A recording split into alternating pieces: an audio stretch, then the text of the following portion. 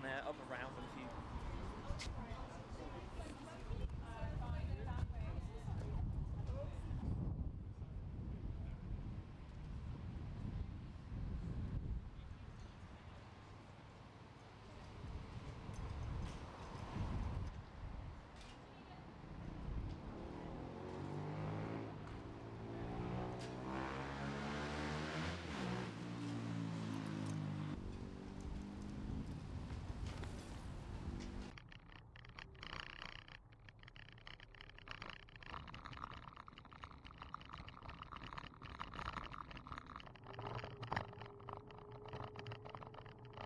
Throttle, whatever you want to call it, front brake, rear brake at the back, quite easily to be read.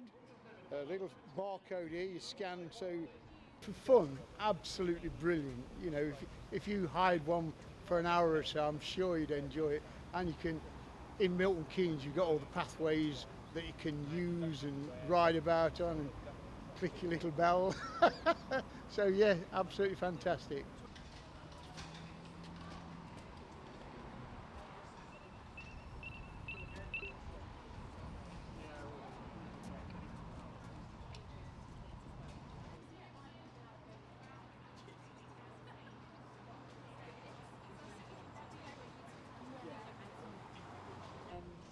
As in to go on.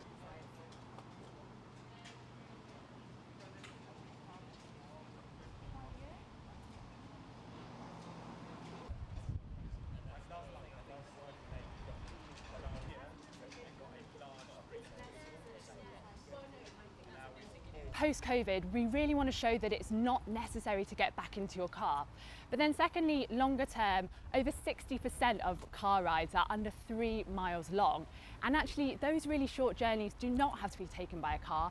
There are other options, and one of those options is Lime. And then finally, if we are able to remove cars from the streets, we really want to show that there's improved air quality, reduced congestion, which makes all of our urban environments more pleasant for everyone. Terminology. And that will kind of give you the electric boost. I'm afraid, yeah. I mean, social distancing, I probably shouldn't. No. Okay, awesome. And this is a That's your bell. If you feel like someone's in your way, give them a ting. cool advantage. Yeah, that'll do it. Yeah, the other one.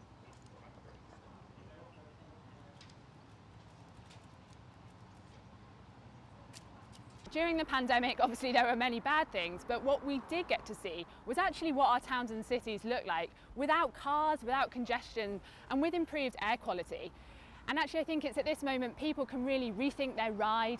They can think about how they perhaps want to get back to work, and that might include an e-scooter.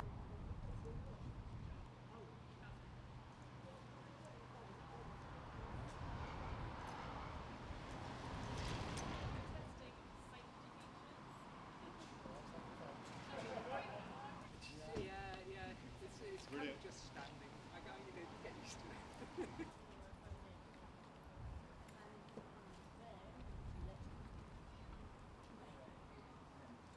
One of the great unknowns about the pandemic is what the new normal will be in terms of working patterns when people come off furlough and get back to work.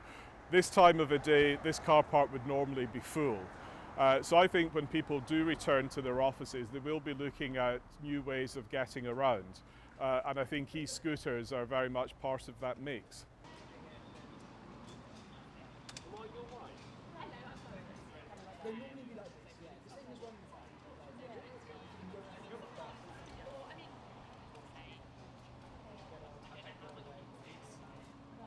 Well, there's a whole range of issues that rightly are being assessed as part of this pilot. Firstly, there is what the demand's going to be, both from people commuting for leisure use. So over the year they'll be able to evaluate that. But there'll also be a whole range of safety issues, regulations, insurance that need to be properly assessed as well. Because any time you introduce a new form of transport that's mixed with other forms of transport, there'll be unintended issues that need to be ironed out. Because once you feel that it's safe and you balance as well, you carry on. Because if I felt it wasn't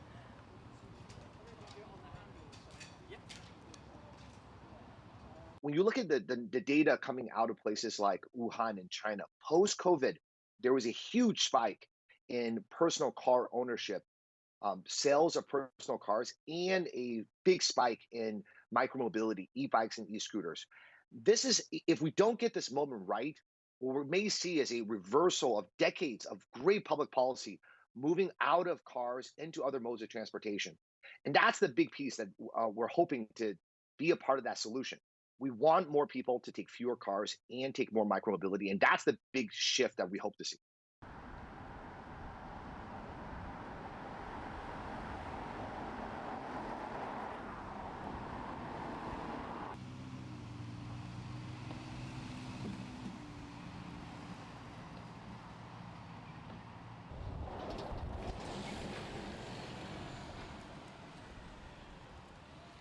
When we look at a street, we don't see the cars. And the reason is because we have been so used to the fact that cars take up our roadways, take up our streets, and we're so okay and have accepted the fact that pollution is going to come from cars and that we're going to accept the greenhouse gas effects of car transportation. That we don't even see it in amongst us as we move around the city.